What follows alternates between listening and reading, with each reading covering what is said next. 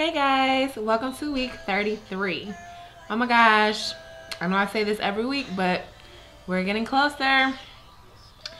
I'm gonna get down to my symptoms. I'm not gonna try to hold you guys long. I'm gonna try to make this quick. Hopefully this will be less than 10 minutes, but we'll see. First of all, let's see. My symptoms this week for 33 weeks is acid. It's all right in here, and I'm like, ugh, like it's just like a lot, and I just do not really like it at all. It's like so, it burns, and it's just like you can feel like all the acidy fumes coming up, and it takes a while for it to go back down. Like it's like a few second type of thing, but that's something I've been having a lot, is the acid reflux. I've been getting real tired lately. Like I just been feeling extremely exhausted, but I push myself, you know, because I'm trying to work up until the day I have my daughter. So I know it's going to be tough, but I'm going to try to do it. I did, you know, fill out my FMLA, so if I need to call off, you know, I'll be able to call off, but I'm really trying to work up until that day. So I have to sometimes talk to myself and say, get out the bed and go to work, but it's starting to get kind of rough. I'm also getting to the point where my frequent urination is starting to cause a problem. Meaning that when I'm to the point where when I get up, it's like Bella is laying right on my uterus, not my uterus, my bladder, and I feel like I'm gonna pee on myself. Like I feel like right when I stand up, like something's gonna leak out. And I'm like, oh shoot, I'm gonna need it depends, well maybe it depends, or a panty liner or something, because sometimes it feels like it leaks out. I know that might be too much information, but for y'all expecting women who are not as far as me yet, expect you to feel like that. And maybe you won't, I'm just saying, something to look forward to. But yeah, I feel like I'm gonna pee on myself. Every time I get up, it's like I gotta pee so much. And I drink a lot of water too, so that probably has something to do with it. But me drinking the water helps with my blood pressure, because my blood pressure sometimes gets kind of low, and it makes me feel like I have to pass out. So only way to help with that is by drinking water, which makes me have to pee a lot. Another thing is my boobs have gotten so big to the point that I really cannot just wait to come home and take off this bra. Like I have on my bra now, and I'm just trying to be appropriate for this video, but I can't wait till this video is over so I can just take off my bra and just go all like this, and I'm like, oh, just let these things hang.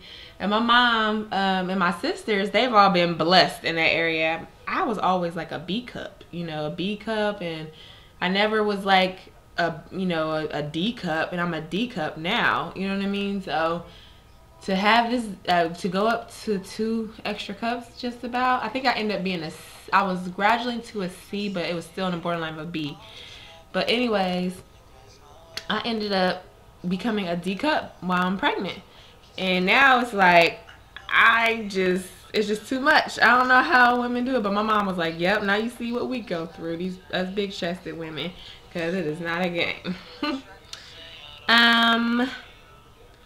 My skin still feels like it's stretching on the sides, but what I realized is it does that, I guess, when I'm having a Braxton Hicks contraction too, because I was at my mom's house, and she was like touching my stomach, and she's like, Jasmine, your stomach is really hard, you're having a Braxton Hicks contraction. But as I was having it, I feel like my skin is stretching on the sides, and I think also my uterus is just growing more with Bella, you know, growing and things like that. So that's happened. I think I told y'all guys about that the other day. Another thing is, I feel like I'm getting so much bigger in my belly. Like it's like one day I feel like I woke up and I just looked and I was like, my stomach think got bigger. Like it just seemed like it just kind of happened. Another thing I noticed is that sometimes my stomach doesn't always look round, and it doesn't look pointy, it looks squared. It's kind of hard to explain what I'm saying, but it doesn't always look like a perfect round shape. Sometimes it looks like it's going like, I don't know. Sometimes it looks going this like that. Another thing I noticed, like I like to sleep on my side, and that's also a good thing, because you're not supposed to sleep on your back, they say. But when I'm laying on my side, it's like for the first time a few days ago, maybe like about a week ago, it's like I actually could feel an arm and maybe like a leg or foot, not a hand, but it was like an actual body part, like, and it was strong too. And I was like, oh my gosh, that's my daughter. And I felt like, well, shoot, I'm sorry I'm in your way, my bad, I will move on the other side. But it's like I felt her, and it was just amazing. I had my doctor's appointment last week, and it was on a Thursday. And my doctor discussed with me a few things that had some questions to ask him. And one of the questions is, you know, I didn't really want to hear it from me going online and looking at when they say to call the doctor. I wanted to know from him when to call the doctor. And what he said was, you want to go with the 5-1-1 rule, which means your contractions are 5 minutes apart. They last for 1 minute. It lasts for an hour. And that's when he said I should start calling him. And I started thinking to myself, you want me to be in pain like that for an hour, that consistently? I think I head to the hospital and call you while I'm on the way when it's 15 minutes like that. Because that's just too long. By then, I'm like, I asked him, I said, my baby's probably going to come out. That's a long time. And he's like, no, he's never had anyone deliver at home. It's not going to happen. I'm going with my gut instinct. If I feel like I need to go to the doctors, I'm going to the doctors. Let's see. What else? Oh, I asked him about discharge. What is normal discharge? What is abnormal discharge? And he basically said white, off-white, you know, like an off yellow, something like that is not bad, but when it starts smelling and itching, then it's bad. I haven't had any of that, so I don't have to worry about that. Another thing I'm going to do since that whole 5-1-1 rule thing is get me a contraction counter so that I can count, you know, my contractions to help me determine when I want to go to the hospital or not. I'm doing this, y'all, because I feel like my skin is stretching again, and it is very uncomfortable. So I'm just rubbing my sides. Let's see. Was it last week I told you about that? Where I was at the grocery store and I had the worst pain ever. And my hips felt like they was going out. I was going to fall and stuff. Well, my doctor explained that what's going on is Bella is starting to get into position where she's, you know, head down. And that's what basically is happening while I'm experiencing that excruciating pain that I felt that day. It wasn't to the point where I was in tears, but it's the point where I wanted to, like, you know, lean over. So that's exciting. And then he had me feel her. So he took my hand. He's like, her head's right there. So he had me touch down there, and it was really hard. And he was like, that's her head. So she turned around, and I think that's pretty cool. It's just that, will she stay that way? And I said, will she move? He's like, some babies do go back into the breech position, but you just hope that she stays head down for the remaining of the pregnancy. Another thing I noticed is that her movements are kind of strange. Like, I don't know if any of you other women are experiencing this, but sometimes it's like, it's not hiccups. It's like almost as if it's the rhythm of a heartbeat. And she's just in there moving. And I asked him, like, is she having a seizure or something? Like, what's going on? And he said, no. He said, that's really normal. And he's had women ask about that before.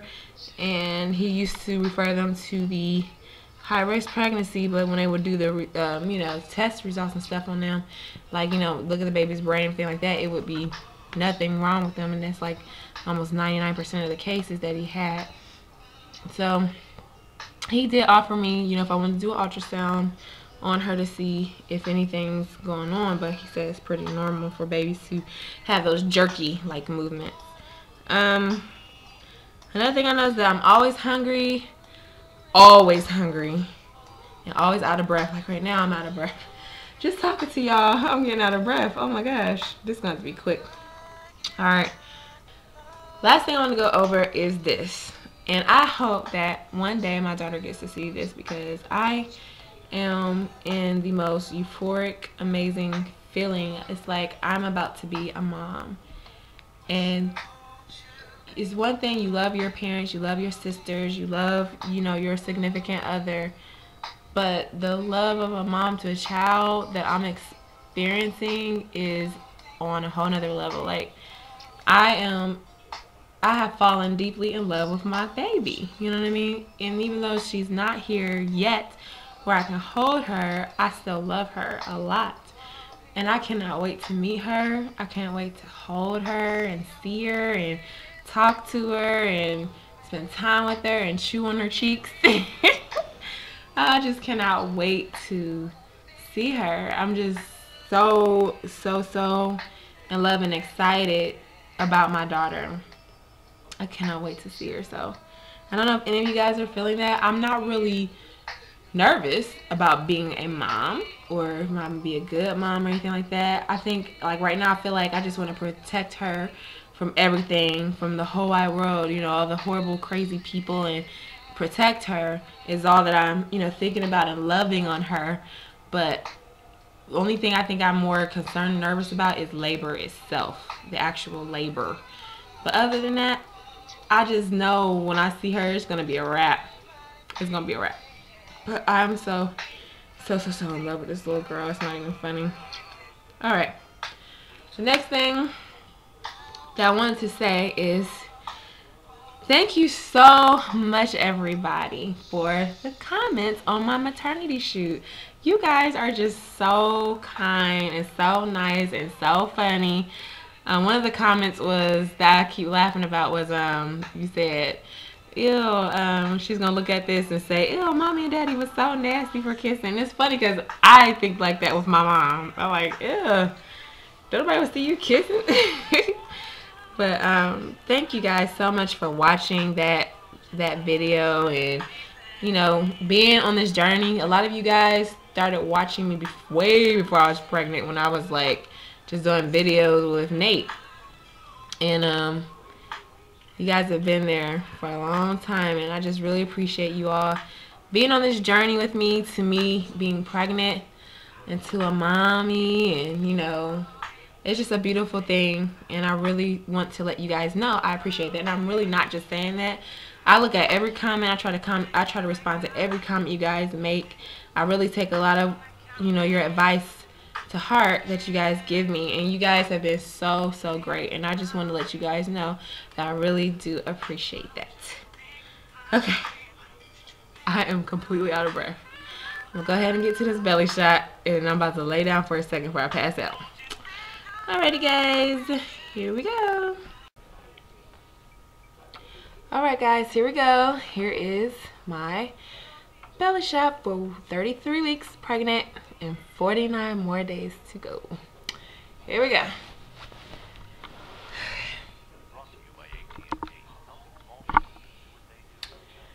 Well, this is with the shirt on. It used to fit right here, but as you can see, it don't no more. Here's my belly. In front. To the side.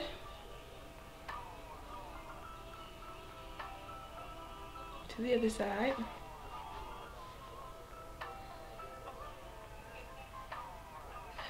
Front again.